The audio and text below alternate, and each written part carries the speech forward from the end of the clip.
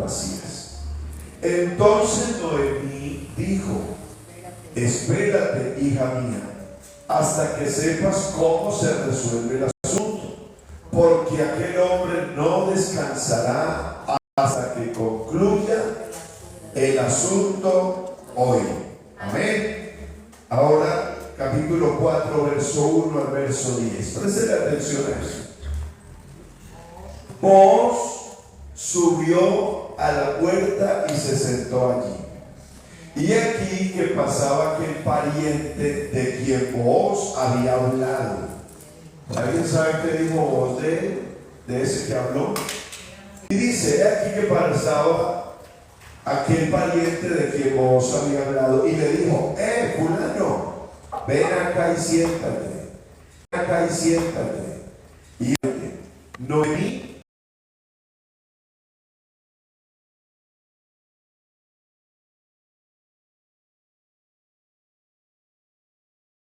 que ha vuelto del campo de Moab, escuchen, vende una parte de las tierras que tuvo nuestro hermano Elimelech,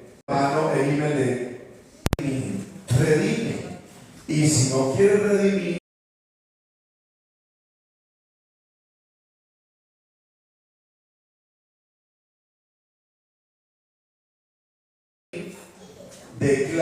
decláramelo para que yo lo sepa, porque no hay otro que redima sino tú y yo después de ti.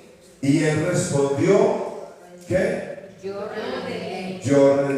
Muy bien. Entonces replicó Booz el mismo día que compres las tierras de las manos de Noemí, debes tomar también a Ruth la moabita, mujer del difunto, para que restaures el nombre del muerto sobre su posesión.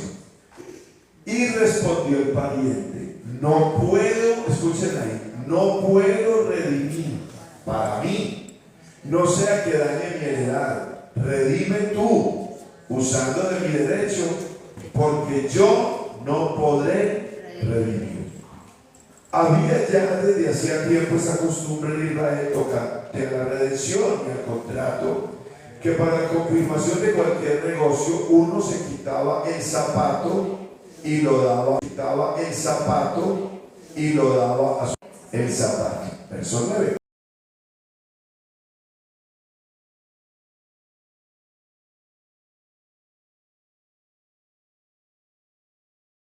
Y vos dijo a los ancianos y a todo el pueblo: vosotros sois testigos hoy de que he adquirido de mano de Noemí todo lo que fue de Elimelech y todo lo que fue de Kelión y de Malón, y que también tomo por mi mujer a Ruth la moabita, mujer de Malón, para restaurar el nombre del difunto sobre su heredad, para que el nombre del muerto no se borre entre sus hermanos y de la puerta de su lugar.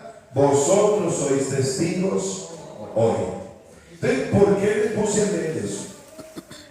Porque resulta que para hablar de la palabra redención, ¿alguien sabe qué es redención? Cuando usted oye por ahí la palabra redención, redimir, ¿eso para usted qué es? Reclamar. Rescatar, recuperar, Reclamar. Hay una palabra más clara: comprar. Cuando alguien dice Cristo nos redimió, entonces nosotros decimos Cristo nos compró, ¿cierto? Nos rescató. Entonces, para hablar de esta palabra redimir o redención, tiene que ver con rescatar, recobrar una cosa perdida. Amén. También tiene que ver con la liberación de la esclavitud del pecado. Amén.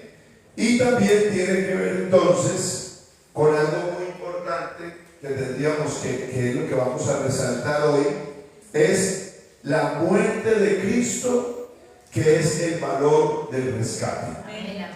Porque vamos a hablar acerca de algo muy importante. Mire, en el Antiguo Testamento se hablaba de la palabra redención. Hay unas palabritas que las vamos a encontrar mucho cuando uno habla de esto. Una de ellas es Goel. No sé si de pronto nos pudieran ayudar ahí. Goel. En el Antiguo Testamento, en la lengua hebrea, se hablaba de Goel para decir que la redención era la libertad mediante el pago de un rescate. ¿Qué quiere decir eso? Que allá tenían claro que a través de esa palabra lo que estaban diciendo era que haciendo un pago yo podía rescatar un esclavo o una tierra.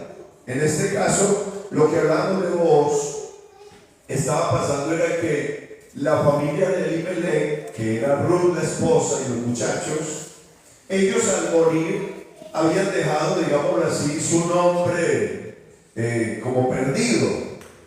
Y venía una situación en la que alguien tenía que redimir. Hay algo que hay que pensar mucho cuando se habla de redención, y es pariente cercano.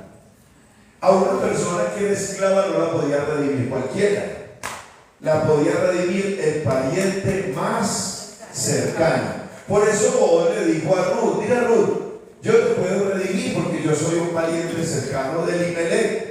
Pero le digo, pero hay uno más cercano. O sea, antes de yo poderte redimir tenemos que hablar con él. Si él te redime, bien. Pero si no te redime, yo te redimo. Cuando van a hablar con este pariente cercano, el pariente más cercano dice: yo no la voy a redimir. O sea, yo no la voy a llevar a mi casa. Yo no voy a comprar esas tierras. Entonces, lo que sucedía ahí es que a través de ¿qué? ¿Cuál era el símbolo? Un zapato. De este pariente cercano se quita el zapato, le entrega el zapato y le dice: yo te doy mi derecho. O sea que hay que tener claro algo que vamos a mirar mejor ahorita, y es el que rescataba tenía que tener la posibilidad de rescatar, porque había quienes querían pero no tenían cómo rescatar. En este caso, eso fue lo que sucedió. Él decide: yo no voy a rescatar. Entonces, en el Antiguo Testamento era simplemente se paga el precio y se rescata a la persona, o se rescata la tierra, o se rescata lo que esté esclavo o lo que esté en manos de un acreedor. ¿Estamos de acuerdo? Amén. Pero en el Nuevo Testamento ya encontramos no una sola palabra, ya no es solo Goel, sino que ya vamos a encontrar otras palabras que nosotros no les presta mucha atención, pero son agorazo. Esa palabra agorazo representa algo, y es comprar en el mercado. Los seres humanos en el pecado estábamos, ¿sabe dónde? En el mercado. Éramos esclavos por siempre. Estábamos vendidos al pecado. Entonces, por eso existe la palabra agorazo, para determinar simplemente que eso era lo que éramos nosotros, unos esclavos. Si miramos Apocalipsis capítulo 5, verso 9, vamos a ver en medio de esa adoración que estaban haciendo.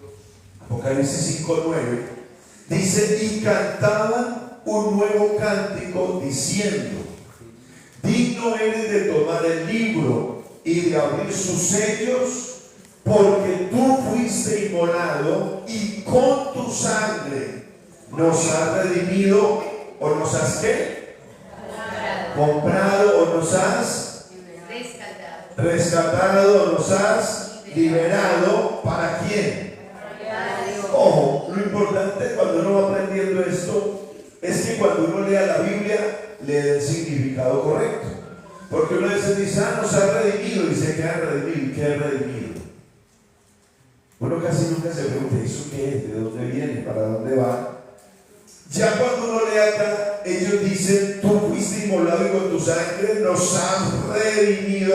Tú no inmediatamente dice: nos has comprado, nos has rescatado, nos has hecho libre, pero dice: ¿para quién? O sea que nos cambió ¿de qué? De lugar, de dueño, de posición. Y dice, de todo linaje, lengua, pueblo y nación. Entonces, ¿alguien se acuerda cuál es la palabra que acaba de mencionar? ¿Cómo? ¿Y qué significa? ¿Comprar dónde? Comprar en el mercado, comprar en el mercado, no se me olvide. Estábamos en el mercado, vendidos al pecado, pero Agorazo dice que Él nos compró del mercado. ¿Y para qué nos compró del mercado? Le viene otra palabra, exagorazo. Y ya exagorazo lo que dice es comprar y sacar del mercado.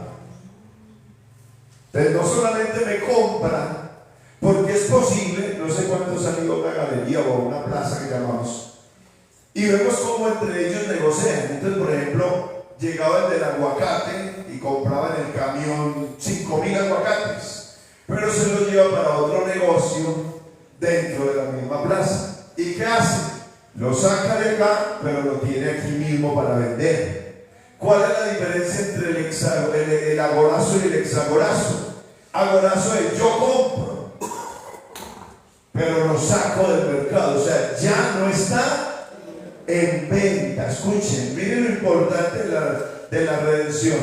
Te saco del mercado, ya estás aquí afuera y nunca más vas a volver a estar en venta. Lo que hace Dios a través de la redención es ponernos en un lugar diferente. Y luego viene otra palabra, y es lútulo. ¿Qué es lo que quiere decir esa? Entonces ya es, escuchen, soltar, poner en libertad mediante el pago de un precio. Entonces, agorazo, me compran en el mercado. Exagorazo, me sacan del mercado para no volverme a vender. Y lucro lo que hace es te dejo en libertad. Mire lo que hace Dios. Dios, ¿a través de qué? ¿Cómo hizo Dios? Entonces, por eso es que viene algo, lo bonito de esta doctrina, y es que esta doctrina lo que nos muestra es que nosotros éramos esclavos del pecado. Éramos atados y estábamos en venta todo el tiempo. Por eso es que el pecador deja una cosa y se pega a otra. Y alguien dice, voy a dejar de fumar, y hace el esfuerzo y deja de fumar 1 mes, 2 meses, 3 meses, 4 meses, pero aunque deja el cigarrillo, coge otro vicio. Y dice, voy a dejar de beber, y puede que deje de beber, pero coge otro. Y entonces siempre está siendo esclavo de algo. Por eso la Biblia dice que el que hace el pecado, esclavo es del pecado. Y el esclavo no queda en la casa para siempre. Entonces, el hombre es esclavo, y eso era lo que dice la Biblia. Isaías capítulo 52, verso 5 y verso 6. El Señor aclara cuál era nuestra condición y dónde estaba Él. Dice, ¿y ahora qué hago aquí? Dice Jehová. O sea, hay una preocupación de Dios, y es, ya que mi pueblo es llevado injustamente, y los que en él se enseñorean lo hacen aullar, dice Jehová, y continuamente es blasfemado mi nombre. O sea, Dios está en su trono, pero nosotros estamos en una condición paupérrima. Somos esclavos, lloramos todo el tiempo. Aunque el pecador no llore con sus ojos, su alma llora por todo lo que vive, y uno nos escucha diciendo, yo quiero salir de aquí, yo cómo hago, pero no puede porque es un esclavo, es un esclavo. Entonces, lo que dice el Señor hablando de esto, por eso luego viene la gran promesa del verso 6, por tanto mi pueblo sabrá mi nombre, por esta causa. ¿Cuál era la causa? La condición de nosotros. Amén. Al él ver nuestra condición, y de por esta causa en aquel día, porque yo mismo que hablo, estaré presente. ¿Qué es lo que preocupó a Dios? Nuestra condición. Por eso es cuando viene, Él viene a buscarnos de una situación muy difícil. Usted siempre va a escuchar a Jesús diciendo, por ejemplo, si usted mira San Juan capítulo 3, verso 17, hay una condición y el verso 18 es una condición muy triste. Porque no envió Dios a su Hijo al mundo para condenar al mundo, sino para que el mundo sea salvo por Él. El que en Él cree no es condenado, pero el que no cree ya ha sido. Esa era nuestra condición. Nuestra condición no era fácil. Jesús en muchas ocasiones dijo, porque el Hijo del Hombre vino a buscar y a salvar. O sea, no había nada. Cuando uno se pone a mirar la condición del hombre, es una condición muy triste. Romanos 3:23 dice, por cuanto todos pecaron y están destituidos de la gloria de Dios. Siempre que usted mire la condición del hombre sin Cristo, es una condición muy difícil. Entonces, eso es lo que motiva a Dios. Por eso la redención es tan importante estudiarla. Porque yo necesito saber quién era. Nosotros ya miramos todas estas doctrinas. Y esto lo que nos dijeron era, ustedes necesitan creer eso. Ustedes necesitan que sus pecados sean perdonados. Pero la pregunta es, ¿de dónde nos sacó Dios? ¿De qué posición espiritual? Entonces la posición era esclavos. Esclavos. Culpables de muerte. Reos de muerte. Pero ¿qué hace Él a través de su obra redentora? Lo que hace es, listo, yo voy y los compro. Pero ¿cómo los compro? Había que ir al Antiguo Testamento a mirar, por ejemplo, cómo se podía liberar a alguien. La única manera de liberar a alguien era con un pago, y el pago tenía que ser sangre. El pago por nosotros tenía que ser sangre. La única manera era que otro hombre muriera por nosotros, pero tenía que ser un hombre perfecto, que la muerte no lo pudiera retener. Tenía que ser un hombre especial, una sangre limpia, una sangre que no tuviera pecado. La pregunta es ¿quién? Entonces Dios miró desde los cielos a ver si había un justo, y lo halló. Buscó entre los hombres quien hiciese vallado entre Dios y los hombres, y no lo halló. Y todo el tiempo usted ve que Dios miró, que Dios dijo, que Dios, ¿a quién enviaré? ¿Quién irá por nosotros? Y por ahí aparece y dice, no, yo que soy hombre de labios inmundos, mi pueblo es un pueblo de labios inmundos, nosotros no somos. Y cuando llamaba a los profetas, Moisés dijo, yo soy tartamudo, Jeremías dijo, yo soy un niño, y usted siempre va a encontrar que no había nadie.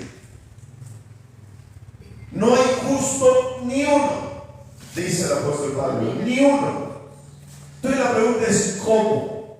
Entonces, ¿cómo puede el hombre ser salvo? Ahí es donde viene la gran promesa. Ahí es donde desde el Antiguo Testamento, desde Génesis, se presenta un Redentor.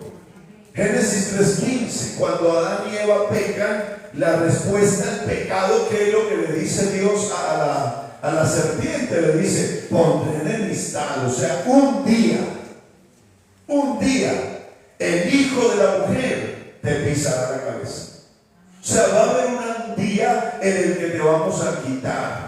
Y entonces Isaías dice, el Señor hablando a través de Isaías dice que el valiente le quitará el botín al otro valiente. ¿Cuál era el botín? Nosotros.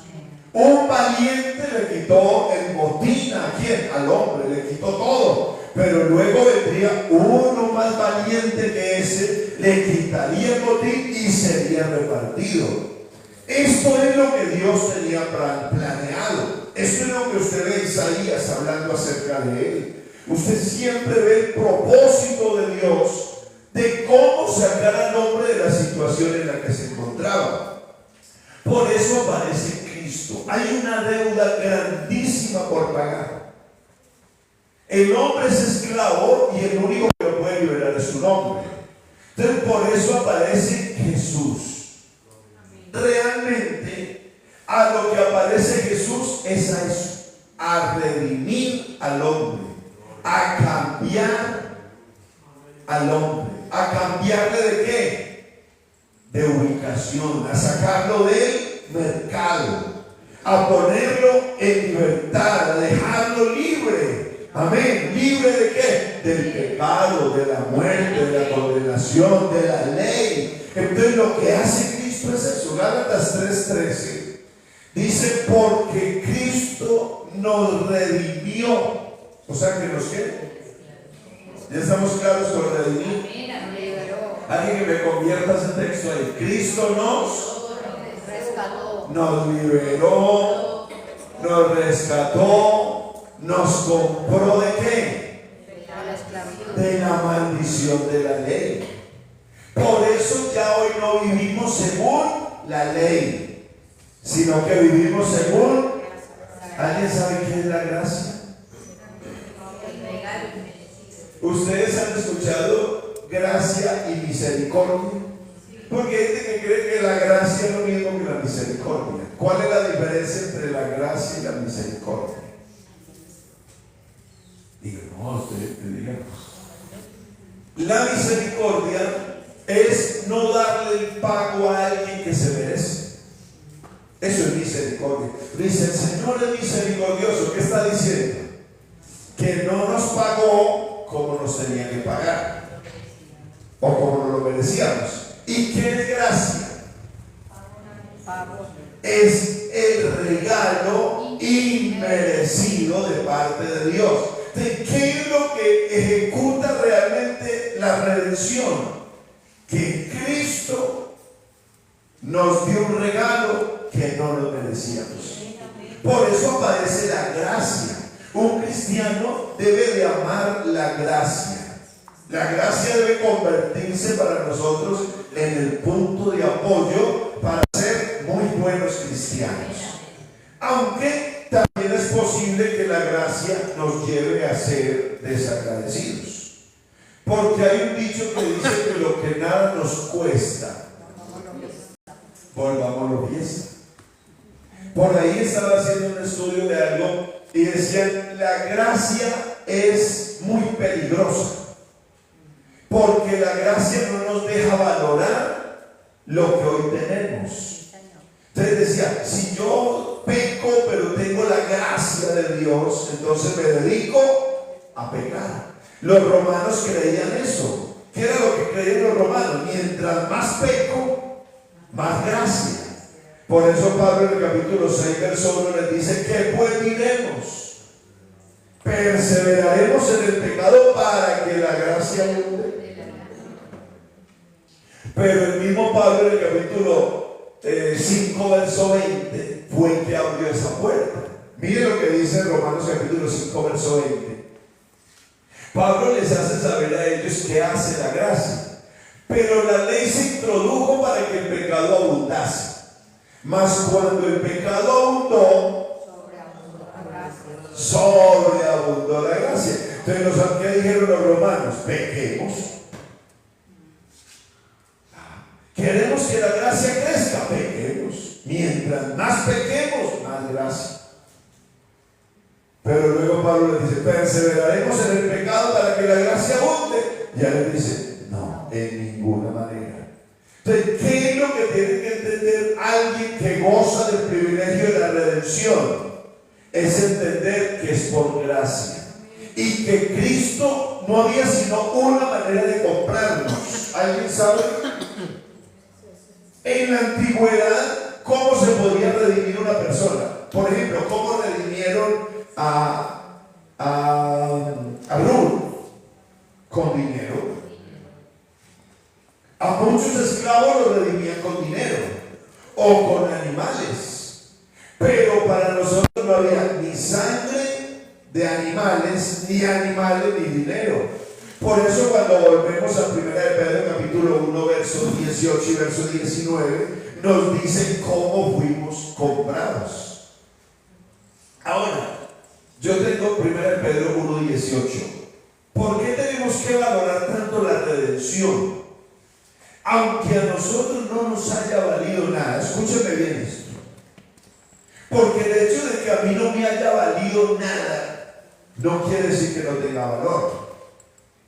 Volvemos al tema de los niños. Un niño nunca le va a prestar valor a unos zapatos, porque para él es lo mismo unos zapatos que otros zapatos.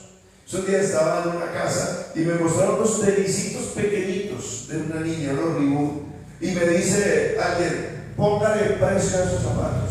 Unos zapatitos que uno no le ve gracia. Yo dije como por exagerar, por ahí 200,000. Y dijo 250,000. Pero ellos inmediatamente dijeron, pero eso para qué si la niña no sabe. Es una niña que tiene como 1 año. Si la niña no sabe, si ella los dejó ya, esos zapatos ya no sirven para ella. Entonces surge la pregunta es, ¿alguno de ustedes cuando estudiaba golpeaba las piedras con los zapatos, jugaba fútbol con los zapatos del colegio que estaban buenecitos? ¿A alguien le pasó? Y si no le pasó, tiene hijos que lo hizo. Y llegaba con los zapatos, llegábamos con los zapatos pegaditos adelante. ¿Y cuál era la frase de los papás? Claro, como a usted no le valió nada. Porque eso es lo que normalmente se dice. Lo que nada nos cuesta, volvámoslo fiesta. Cuando yo miro la salvación y la redención, tengo que entender que aunque a mí no me costó, alguien sí pagó un precio. Eso se llama lealtad, eso se llama gratitud, eso se llama, no sé, creo que hay muchos apelativos para hablar de esto. Y dice, sabiendo, miren lo que el apóstol está diciendo, no a la iglesia en algún lugar, sino a la iglesia en todos los tiempos. Dice, sabiendo que fuiste rescatados o redimidos de vuestra vana manera de vivir, ¿cuál? La cual recibiste de vuestros padres. Esa que recibimos, dice, no con cosas corruptibles, o sea, no nos redimieron con cosas corruptibles, como oro o plata, porque así era que se redimía. Y dice, sino con la sangre preciosa de Cristo. Yo pensé que iban a decir amén. ¿Sabe por qué? Porque es que no hay sangre más limpia y más preciosa que la sangre de Cristo. Si alguna sangre no se tuvo que haber derramado, era la sangre de Cristo. Esa la debieron de haber guardado. La religión popular conserva y dice, a este lo vamos a canonizar, y lo vamos a cuidar, y esto. Hermanos, si a mí me dijeran ¿qué habría que cuidar en el mundo? Sería la sangre de Cristo. Una sangre preciosa, limpia, sin mancha, sin contaminación. Pero ese fue el precio que había que pagar por nosotros. Entonces se paga el precio. Y dice que la sangre era como la de un cordero, sin mancha y sin contaminación. ¿Cómo nos compraron? Con una sangre preciosa. ¿Alguien le alegra eso? No le alegra. Oye, hermano, ¿usted cree que nosotros valíamos la sangre de Jesús? No. ¿Usted qué piensa? No. Nosotros no valíamos ni la sangre de un palomo. Pero alguien quiso pagar el precio más alto. Usted siempre escuchará por ahí a los que les gusta el fútbol, dicen, y tal futbolista le van a hacer una transacción por 150,000 euros, millones de euros, y uno dice, wow, qué poco de plata. Y usted empieza a escuchar, y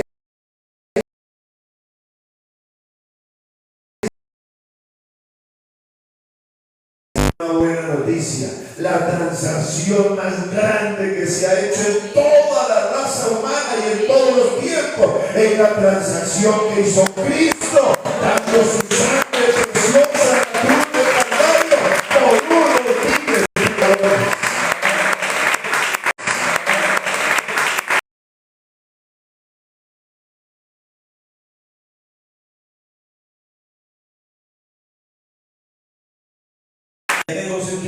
son malos, ¿cierto? Y por ejemplo, cuando a uno le venden algo muy caro, le dicen, ¿cómo? Lo tumbaron, ¿sí o no? Oiga, usted lo tumbaron, ¿y usted cómo va a dar 100 millones por ese carro? Pues si a mí me preguntaran, yo diría que casi que a Cristo lo tumbaron. Porque es que nosotros no valíamos nada. Y Él asumió y dijo, yo pago por ellos. Y alguien le dijo, ¿con qué vas a pagar? Yo, con mi sangre. Amén. Entonces es algo que nos tiene que dejar alegres esta noche. Y cuando hablemos acerca de este tema, yo quiero invitarle a que diga, por mí se pagó el precio más alto que se haya pagado en la humanidad. No lo merecía, pero Él lo quiso pagar. Amén. ¿A qué nos tendría que llevar a nosotros esto? Nos debería de llevar a vivir una vida agradable a Dios. Que Dios nos ayude a valorar. Estos días ya vamos a mirar en doctrinas más como estas. Le voy a decir algo así ya para terminar realmente estos minuticos poquitos. Porque hay algo que me llama mucho la atención, y es que para poder redimir, escuche, la redención es completamente una obra de Dios. Nadie más lo puede hacer. Uno puede creer, ¿sabe cómo dice el salmista? Dice que ni con todo el oro ni el dinero se puede redimir el alma de ¿quién? De un hermano. No hay con qué comprarlo. O sea que es una obra completamente ¿de quién? De Dios. De Dios. La redención se efectúa mediante una persona, Cristo. Amén. La redención se realiza por medio de sangre, de una sangre preciosa, sin mancha y sin contaminación. Y la redención se lleva a cabo por medio del poder. Tiene que haber poder. Y le termino diciendo, la redención se efectúa a través de alguien que pueda redimir. ¿Saben qué le alegra a mí de Dios? Que puede. Y lo hizo. Alguien por allá dijo, yo quisiera hacer muchas cosas, porque el alma más generosa es el alma que no tiene nada. ¿Cómo dicen que no tiene nada? Si yo tuviera, le daría. Si yo tuviera, lo llevaría. Si yo tuviera esto, ¿cierto? Y hay unos que quieren y no pueden. Y hay otros que pueden, pero no quieren. Pero esta noche estamos hablando del que quiere y del que puede. Gracias a Dios por la redención. Gracias a Dios por el pago tan alto que pagaron por nosotros. Pero no me puedo ir sin dejar de decirles esto. Es posible que un esclavo, después de ser libre, vuelva a ser esclavo. ¿Sabían eso? Yo pensaba que no. Y estaba averiguando y claro. Alguien puede dejar de ser esclavo hoy y mañana volver a ser esclavo. Pero también puede pasar que alguien que es esclavo, al alguien quererlo liberar, él decida no irse de la esclavitud y quedarse siendo esclavo por amor. Eso lo podríamos aplicar a las cosas buenas, pero también lo podríamos aplicar a las cosas malas. Hay quienes siendo libres, hay quienes siendo hijos de Dios, hay quienes siendo cristianos, toman la decisión de volver a ser esclavos. Ese que no iba a volver a estar nunca en venta, vuelve a estar en la plaza de mercados. Pero también es posible que a alguien que Dios quiera redimir, le diga, no quiero que me redimas, me quiero quedar sirviendo a este amo. Si usted esta noche es libre, no vuelva a la esclavitud. Y si volviste a la esclavitud, por favor ruégale al que te compra que por favor vuelva a hacer la transacción por ti. Y si estás allá y Dios te dice te quiero sacar, déjate sacar de parte de Dios. Yo le invito a que se coloque en pie esta noche y lo voy a invitar a que se enamore de la obra del Calvario. ¿Sí me escucharon? ¿Sí me escucharon? por cuanto los hijos participaron de carne y de sangre, Él, Dios, participó de lo mismo, para que nosotros pudiésemos estar libres. Si ama la libertad a la que Cristo te llamó, sea fiel, ame a Dios y no volvamos a la esclavitud del pecado. Dios no nos quiere ver allá de nuevo. Dios nos quiere ver libres. Por eso dice: y conoceréis la verdad, y la verdad os hará libres. ¿Habrá alguien aquí que quiera agradecerle a Dios esta noche? Yo quisiera invitarlo a que le digamos al Señor esta noche: gracias por pagar el precio tan alto. ¿Sabe cuánto ha dado por muchos de nosotros? Nada. Yo siempre le he dicho: por mí un día alguien ofreció 700 pesos, que valía una bala. Me dijo: vea, Carlitos, usted vale una bala. Carlitos, usted vale una bala.